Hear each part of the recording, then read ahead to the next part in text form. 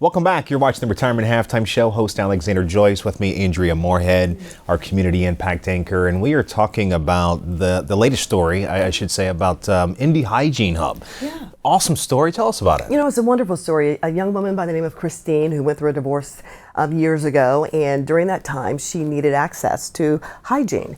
And she didn't have a lot of money. And she realized there's a need. If this is happening to me, I want to be able to give back as well. Absolutely. So take a look at this. This is Christine with the Indy Hygiene Hub. And trust me, you're going to definitely want to volunteer and give back after watching this story. We just picked up a $3,000 order. That's why I have so much deodorant at the moment. After a divorce 10 years ago, Christina found herself using food pantries to help support herself and her children. I place it all online. They tell me when it's ready. We go in and pick it all up. Oh, I love that. But she couldn't pick up hygiene items because most pantries didn't carry them, and they can't be purchased with government-assisted funds. So she turned to couponing to defray the cost. And for me, I like to coupon because I like to feel as if I've beat the system, you know, and I've gotten something, you know, for a cheaper price. Right. So you loved couponing. Yeah. I love to, when I can go and see the total is like $100, but then after the sales and my coupons, I pay like 2 cents.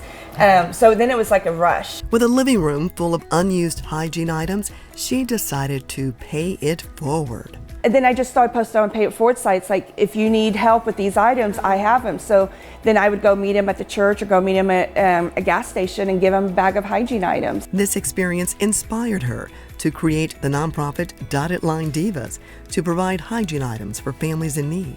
I remember starting with Orchard Park Elementary, like the caseworker would call me because kids were getting picked on because their breath smelled because they couldn't brush their teeth, or they had BO and needed deodorant. So then I started providing bags to those kids. There's now a new name, Indy Hygiene Hub, but the mission remains the same. Really like to let people have dignity in what they're doing, you know, it's not a handout. It's just a handout. Jerry Imler is the board secretary. She's been connected to the nonprofit since her 2 daughters began volunteering 4 years ago. When they would come here and see that people needed such basic items as a toothbrush, I think it really started to impact the way that they were viewing the world around them. And then it also set them up to be able to see I can take very small steps and make a huge impact. Over 300 families are served every month. But every family gets a bag of the men's, women's deodorant, toothpaste, toothbrush, shampoo, body soap, toilet paper. And they also receive laundry pods. I can give them at least enough to do 10 or 15 loads a month. One of the most requested items We are partnered with Indiana Diaper Bank. is bundled with care. For instance, this pack of diapers typically would go for like $10 in the store. We can get it from them for like $3. Your donations will also help pay for backpacks and school supplies for the annual Back to School Bash. Last year we ran out of backpacks at 850 kids.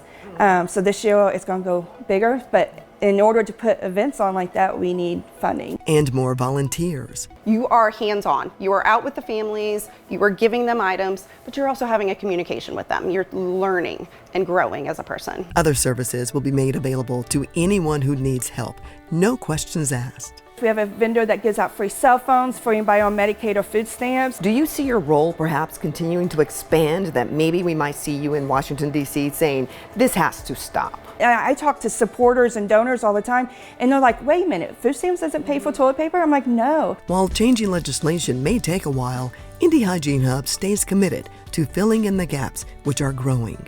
So let's be specific, because I believe that if you ask and tell people exactly what you need and what you want, you will receive. It would be nice to come up with $100,000 by the end of the year. We're going to do it. That will help us with our Back to School Bash, our Christmas program, and getting us into a space by the end of the year. They're praying to move from Mercy Road Church Northwest to a bigger warehouse, and their 5-year goal, to have a community center that offers a variety of comprehensive services to set families up for success. They can come get clothes, they can get help with writing resumes, there's a laundry area where they can wash clothes. Think it's going to happen? It is. I'm determined. Before I die, it will happen.